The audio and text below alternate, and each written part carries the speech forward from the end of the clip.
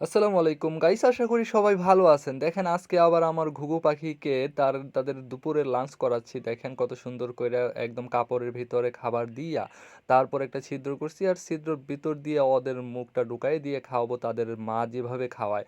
দেখেন তারা খাওয়ার জন্য কতটা উতলা হয়ে গেছে, কারণ আমি তাদেরকে সারা দিনে মিলিয়ে হলো ৩ বার খাবার খাওয়াই, এর বেশি না। ওরা সেই সময়টার জন্য এত পরিমাণ অপেক্ষা করে।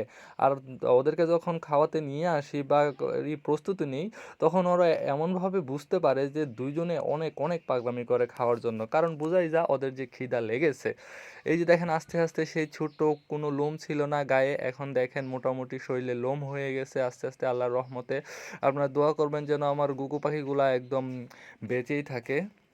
আর যাই হোক গাইস, ওরা যে এত সুন্দর করে খাওয়া দাওয়া করতেছে এতেতেই আমি অনেক অনেক খুশি, কারণ অনেকে বলতেছিল তুই যে গুগু পাখিকে শুধু ধান আর চাউল খাওয়াস, এই পাখিগুলা তো বেশি দিন বাঁচবে না, মারা যাবে। আল্লাহর রহমতে এখন পর্যন্ত পাখিগুলা টিকে আছে। আমি সামনেও আরো ভিডিও দিব যদি আমার পাখিগুলা ঠিক থাকে, আর যদি কোনো সমস্যাও হয় আপনাদেরকে সেটা জানানো হবে।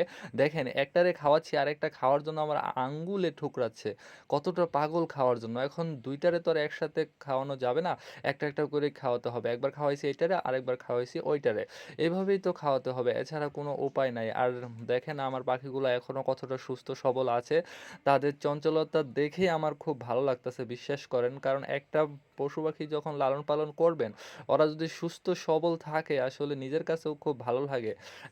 এর উপরে ওদেরকে আমি গাছ থেকে নামাইয়ে নিয়ে আসছি, তাদের বাবা মা ছিল তবুও আমি নিয়ে আসছি, কারণ আমি ওদেরকে লালন পালন করতে চাই একদম ছোট থেকে, যেন আমার শিকারী হয়, আমারে চিনতে পারে, সেই চিন্তা করেই আমি আমি তাদেরকে নিয়ে আসছি লালন পালন করার জন্য। আপনারা দোয়া করবেন যেন আসলেই সত্যি সত্যি আমার পাখিগুলোর খুব শিকারী হয়, আর ওদেরকে ভালোভাবে তৈরি করতে পারি, ভালোভাবে বড় করতে পারি, আর আমার যেন শিকারী হয়। ওরা যে এত সুন্দর করে খাওয়া দাওয়া করতেছে, খাবে। এখন চলতেছে শীতের দিন, এই শীতের দিনে তো ওদের ঠান্ডা লাগবে, এই জন্য ওদের জন্য অন্যরকম, ওই আমরা যেমন ল্যাপ তোশক কম্বল ব্যবহার করি, ওদেরকেও একটা তুলার কম্বল বানিয়ে দিছি। এখন যেহেতু ওদের শরীরে লোম কম, এর উপরে শীত, একটা কম্বল বানিয়ে দিছি, ওরা ওইটার নিচেই থাকে। এখন একটু রোদের মধ্যে ছাদের উপরে নিয়ে আসছি ওদেরকে খাওয়ানোর জন্য। এই যে দেখেন ওদের কিন্তু পেট ভরে গেছে, এই জন্য ওরা আর খাইতে চাইতেছে না। একটাকে দেখলাম একটু কম খাইছে, এই জন্য একটু চেষ্টা করতেছি মুখে উঠায় খাওয়ানোর জন্য, ওরা যেন খায়। কারণ তাদের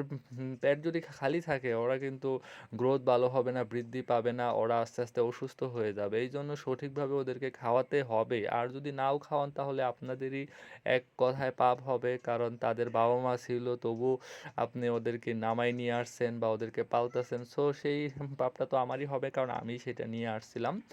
তাই দোয়া করবেন যেন ভালো থাকে, সুস্থ থাকে, পাখিগুলারে বড় করতে পারি, কোনো সমস্যা না হয়। আর যদি সমস্যা হয়েও যায় বাই চান্স, তাহলে আমার খুবই খারাপ লাগবে, কারণ আমি ওদেরকে নিজে নামায় নিয়ে আসছি। সবাই দোয়া করবেন, ভালো থাকবেন, সুস্থ থাকবেন। খুদা হাফেজ।